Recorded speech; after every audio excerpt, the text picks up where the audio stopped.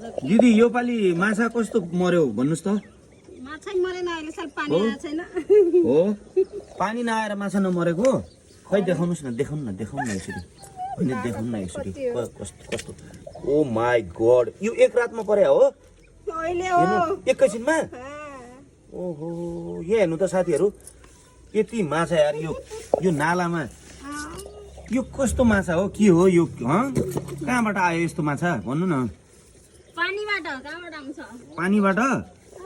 ल हेर्नु त यो माछा पुरै चिटपिट गरेर आछन् यो भनेपछि यो आज तरकारी किन्नु पर्दैन आलु सालु केही नचाहिने भयो बस यसलाई भुटभाट गरेर सिन्की जो अनि यसले के गर्ने यो किन मार्या त अनि नखाने ए पछि सिद्रा बनाउने बहुत बढ़िया बात करी टोरे संकारी